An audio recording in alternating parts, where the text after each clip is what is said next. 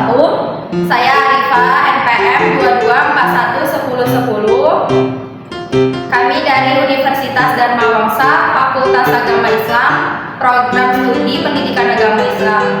Pada video ini kami memenuhi tugas mata kuliah Psikologi Belajar dengan judul Proses dan Tahapan Belajar yang diampu oleh Ibu dosen Nur Komaria Panjaitan MPD. Pengertian proses belajar.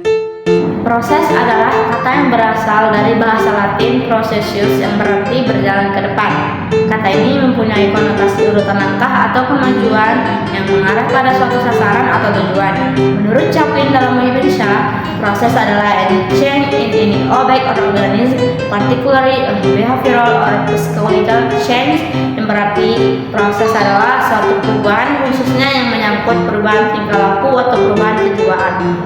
Ada beberapa faktor yang mempengaruhi terjadinya aktivitas belajar, seperti dijelaskan Khalija Hasan bahwa faktor-faktor yang mempengaruhi terjadinya aktivitas belajar antara lain, yang pertama adalah faktor yang terjadi pada diri organisme itu sendiri, yang disebut dengan faktor individual adalah faktor kematangan atau pertumbuhan, kecerdasan, latihan, motivasi, dan faktor pribadi.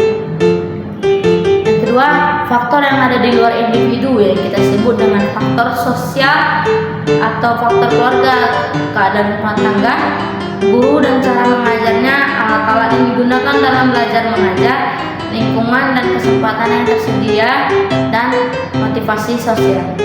Proses belajar. Menurut para ahli, Menurut Jerome, dia adalah seorang pengikut setiap teori kognitif, khususnya dalam studi perkembangan fungsi kognitif. Menurut Brunner, dalam proses belajar siswa menempuh 3 tahapan. Pertama yaitu tahap informasi, tahap penerimaan materi, kedua itu tahap transformasi, tahap pengembangan materi, yang ketiga adalah tahap informasi, tahap penilaian materi. Dalam tahap informasi, seorang siswa yang belajar memperoleh sejumlah keterangan mengenai materi yang sedang dipelajari. Di antara sejumlah informasi itu, ada yang sama sekali baru dan berdiri sendiri. Ada pula yang berfungsi menambah, memperhalus, dan memperdalam pengetahuan yang sebelumnya telah dimiliki. Dalam tahap informasi yang diperoleh itu dianalisis, diubah, dan ditransformasikan menjadi bentuk yang abstrak atau konseptual spekulatif pada gilirannya bagi hal-hal yang lebih luas. Bagi siswa yang pemula, tahap ini akan berlangsung sulit apabila tidak disertai dengan bimbingan guru yang diharapkan kompeten dalam strategi kognitif yang tepat untuk melakukan pembelajaran materi pelajaran tertentu. Pada tahap evaluasi, seorang siswa menilai sendiri sampai sejauh mana informasi yang telah ditransformasikan tadi dapat dimanfaatkan untuk merespon lingkungan yang sedang dihadapi. Menurut Arno Epictetus tahun 1981 dalam bukunya Psychology of Learning, setiap proses belajar selalu berlangsung dalam 3 tahapan, yaitu yang pertama acquisition, yaitu tahapan perolehan atau penerimaan informasi, yang kedua storage, yaitu tahap penyimpanan informasi, yang ketiga retrieval, tahap mendapatkan kembali informasi. Pada tingkatan acquisition, seorang siswa menerima informasi sebagai stimulus dan melakukan respon terhadapnya, sehingga menimbulkan pemahaman dan perilaku baru. Proses acquisition dalam belajar merupakan tahapan yang paling mendasar. Kegagalan dalam tahap ini mengakibatkan kegagalan tahap-tahap berikutnya. Pada tingkatan storage, seorang siswa secara otomatis akan mengalami proses penyimpanan, pemahaman, dan perilaku baru yang ia peroleh ketika menjalani proses acquisition. Pada tingkatan retrieval, seorang siswa akan mengaktifkan kembali fungsi-fungsi sistem memorinya, misalnya ketika ia menjawab pertanyaan atau memecahkan masalah. Menurut Albert Bandura, ada 4 tahap, yaitu yang pertama attention, atau bisa disebut dengan mengamati atau memperhatikan perilaku model yang akan ditiru. Yang kedua retention, atau bisa disebut dengan proses mengingat atau bisa dengan cara mengulangi kembali perilaku yang sudah ditampilkan model. Yang ketiga production, atau bisa disebut dengan memberikan kesempatan untuk melakukan perilaku tersebut.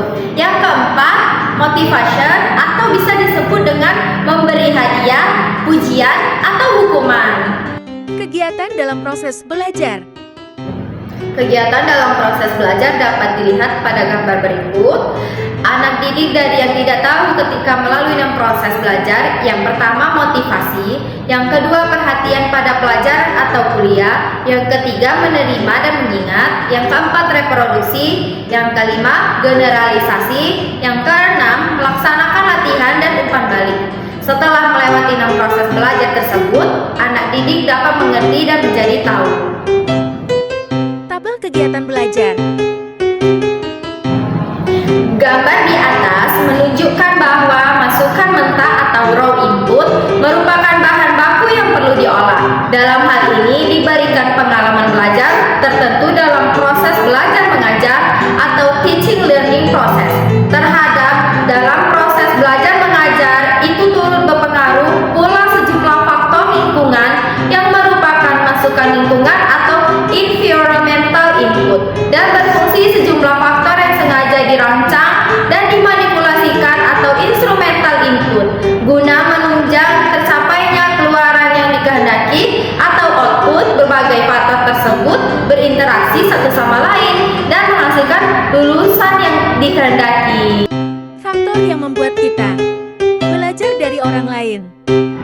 Faktor yang membuat kita ingin belajar dari orang itu: 1. Status. Kita akan cenderung belajar dari orang-orang yang statusnya lebih tinggi dari kita. 2. Kompetensi. Kita akan cenderung belajar dari orang-orang yang kita anggap lebih ahli dan mampu. 3. Kesamaan. Kita akan lebih mudah belajar dari orang yang memiliki kesamaan dengan kita. 4. Tindakan yang beralasan. Kita tidak akan meniru yang tidak masuk akal. 5. Konsekuensi. Kita akan cenderung meniru perilaku bila perilaku itu disertai konsekuensi. 6. Dapat diperhatikan. Bagaimana mungkin kita belajar dari orang lain bila kita tidak memperhatikannya? Sekian pemaparan dari kami, semoga apa yang kami sampaikan tadi dapat kalian mengerti dan mampu menambah keilmuan kalian dan serta mampu kalian implementasikan dalam kehidupan sehari-hari. Demikian apa yang bisa kami sampaikan. Billahi taufiq wal hidayah. Assalamualaikum warahmatullahi wabarakatuh.